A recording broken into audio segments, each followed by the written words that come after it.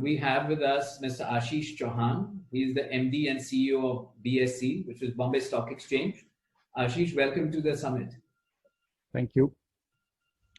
Ashish, it's obviously been a very, very trying time the last sort of 3 quarters. And, you're in a different business where you cannot afford to forget about being shut down, but you can't even afford a second's delay. And you are the fastest exchange in the world. So it's obviously been a really learning experience for you in the last 3 quarters on how you manage to, keep it business as usual. And what are some of those key takeaways? I think in a way this was in what I call black swan event or something which you could not have planned. You can do a lot of planning. We have at BSE, we have a lot of what I call things that go on in terms of planning for disaster recovery, having separate premises in another seismic zone. Like we have our data recovery and even business recovery sites in another part of Mumbai as well as in Hyderabad.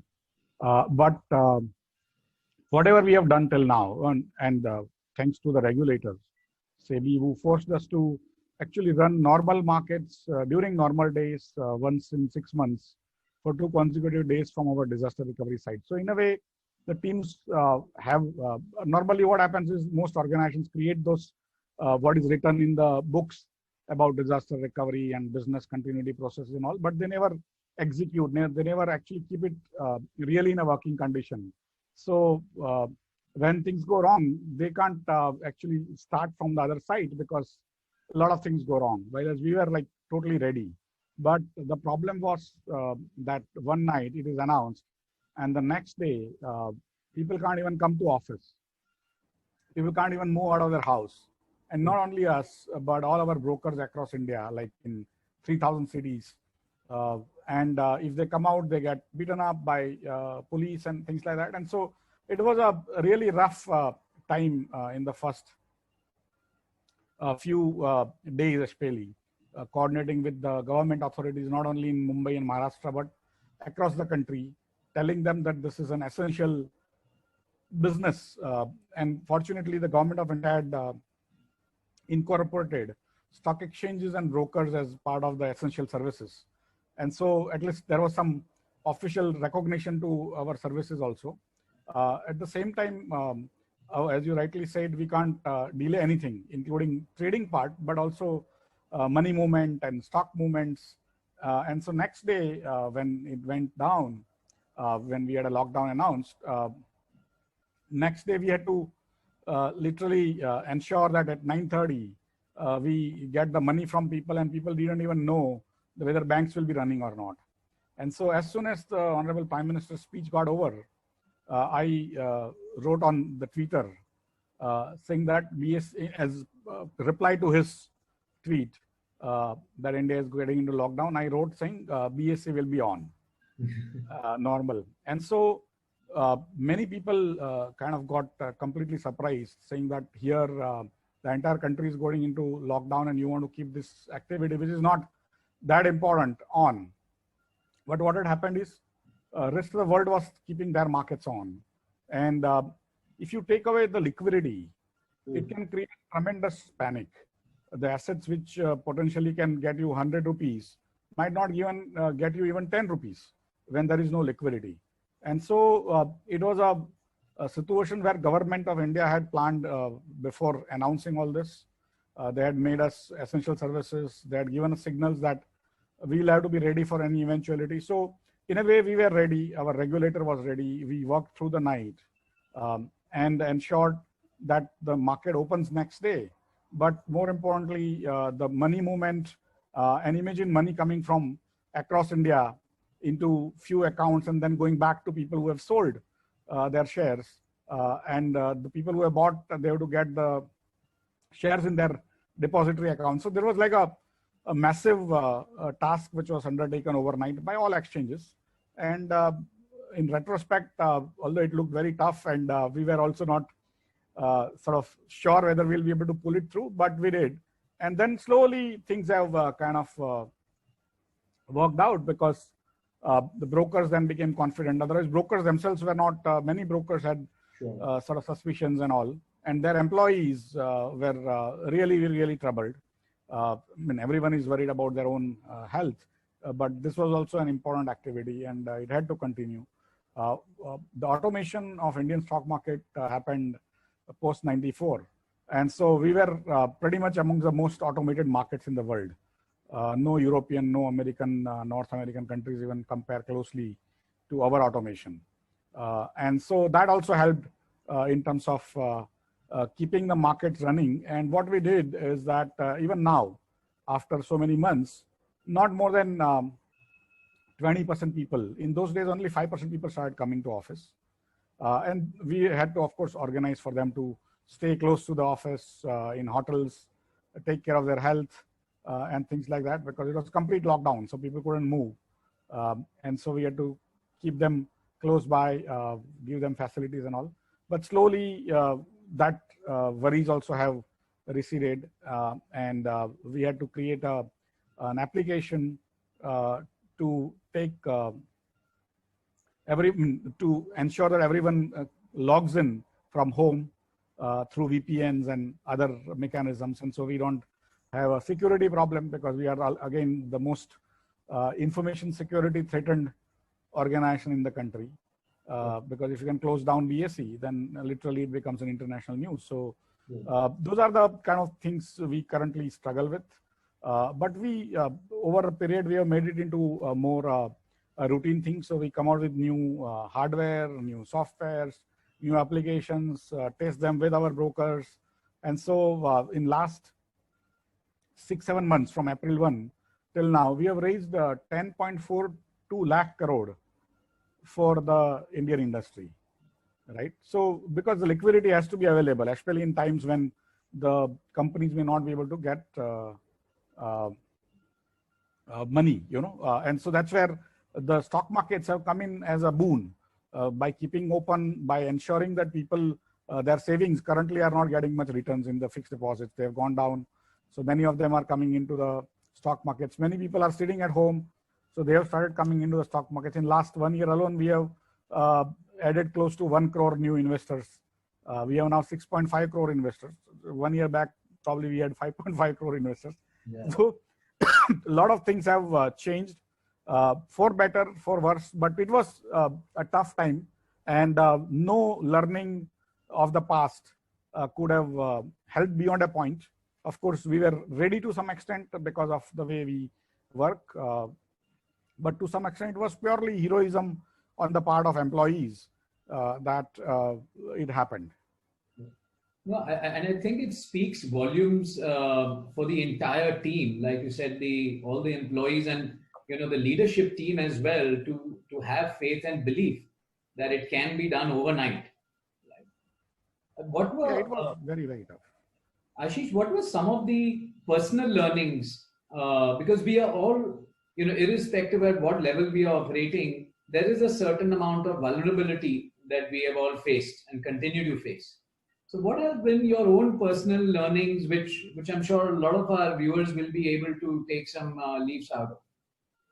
No, in a sense, you have to, especially as an organization, you have to become a family. See, when in normal times, everyone has their own aspirations. They go home, they have a different life.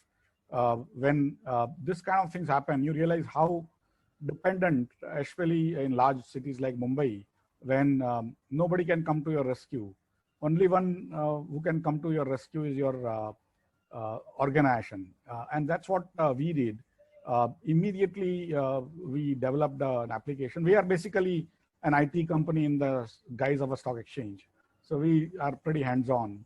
So we immediately created softwares to basically track our own people's movements, our own people's families, what is happening to their health, because if they fall ill, then the employee will fall ill. And so one side we started basically tracking health of the entire families, literally entire families. The other side, we had to send computers to people's houses who did not have computers, and also set up all the sort of high-tech information security situations there, so that they don't get used for other purposes, or they don't get hacked and things like that. And then we had to keep on tracking who is logging in, who is not logging in, which IP the person is coming in, whether the person is himself or herself logging in, and also in the areas which they are supposed to go and things like that. And then we also created a team of young security people and also the HR people who kept on tracking people's movements. And in case anyone fell ill, then we had people across India in our offices to ensure that they are hospitalized, because the beds were not available. Even today in many cities, again, beds are not available for the victims of corona. And so we had to make impromptu organizational changes to ensure that somebody in each city is having leadership. We organize for people to be taken, and so they don't feel lonely. And of course, many hospitals ask for cash in terms of at the time of admissions. And so we had to go through all this, but it was like the BSE came together as a family. And similarly, our members who are also dispersed and of various sizes. Some people have like thousands of employees. Some people have probably 5 employees. But they also got together. They started helping each other in each city. And I think that was also a very good initiative on behalf of the member associations of BSE. So that the entire community which supports India in raising funds, ensuring liquidity and all is well taken care of. And of course, at BSE, we have insurance for every employee, which had to be upgraded to include COVID and things like that. And of course, parents and other things. So it is basically a situation which brought the BSE as a family. Literally every employee and their families now log in every week. We have a family day where somebody sings, somebody trains them on exercises, what to do at home, because many of us have added weight. And so we can't move out. So the HR team has basically worked out many routines of even we got some yoga teachers, some spiritual gurus to talk to them, because the keeping people mentally fit also is very important. And the meditation courses were run. Even now, every Wednesday, 5 o'clock, it starts. And so everyone knows, even children participate. And of course, the day-to-day HR systems have now become what I call the WebEx. We use WebEx. So WebEx oriented or Microsoft team oriented, where like our Diwali get together, where we felicitate the young achievers of the BSE family who have passed 10th or 12th with sort of good marks, or even colleges. We felicitate them, and that was all on basically the Microsoft Teams. So everyone is now kind of got together, but they pulled together, and now literally it's a one single family. Everyone knows what is happening to each other, and we have that's so nice. Cars, and we have provided cars for them to come. Our vehicles run through the day from Vasai, Thana, Borivali, Vashi, Panvel, Kalyan, so that if they want to come to office, they can come to office and also go at appropriate time, and they don't have to take public transport and so on and so forth. Sure. As we come to the end of the session, just one question. Given the experience that you had, which is, a black swan, which is not really fathomable, what would be your expectation as the MD CEO? What would be your expectation from the Chief Learning Officer or the L&D team going forward, on a 5 or 10 year strategic level? What was your key ask? There are many asks. In a way, the organization is vulnerable from many, many sides, but the biggest vulnerability is the people. That if anyone falls ill, or basically you have a death, it's a chaos. And so in a way, your biggest asset is your people. And they also, in a way, in a normal circumstances, you don't worry about the discipline as much as when you are working from home, because the minimum requirements of IT security, especially for an organization like ours, is humongous.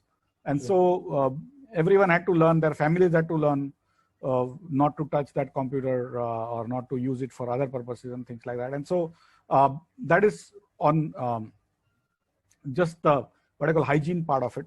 To develop software continuously on distributed basis is a new experience for many of our software development teams, that you are sitting physically in different places and working on the same software development and then testing and then getting into literally lakhs of computers and mobile phones across India and across the world.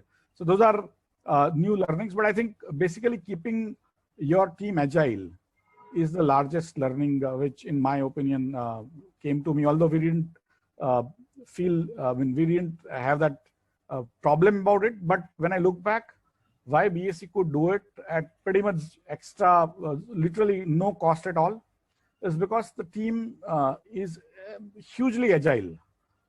It is able to take on new challenges and as if they were meant for it. I mean, nobody could have devised this kind of training before, but everyone kind of fell in place. They did their job, and next day you worked well, and then it continued. It's sometimes what happens is first few days you work well, and then everyone gets tired and it falls. In our case, it continues every day, day after day, and ours is a 24/7, 365 days a year kind of activity, because we run another exchange in Gandhinagar, GIFT City, where the trading times are from morning 4 a.m. to next day morning 2 a.m. and only you get 2 hours to do the housekeeping in the softwares, and of course money movements across the world and things like that. So we have literally 3 offices, or not, probably 4 or 5 offices, 2 large offices in Mumbai, 1 in Gandhinagar, 1 in Hyderabad, and then of course 25-30 offices across the country, working through the days and night. But the way I look at it is everyone is so agile, and that probably was what I call God's grace, that it happened by accident. And if you can create that agility in your team, then probably going forward you will be the winner. Thank you so much, Ashish. I think those were some fantastic insights, as well as some really heartwarming stories on the way you and the entire team at BSE sort of rallied together and ensured that India's flag is forever flying high, and BSE being one of the fastest exchanges in the world, and continues to be that even in the lockdown and the pandemic situation. We wish you all the best, and thank you so much for spending time with us. Thank you.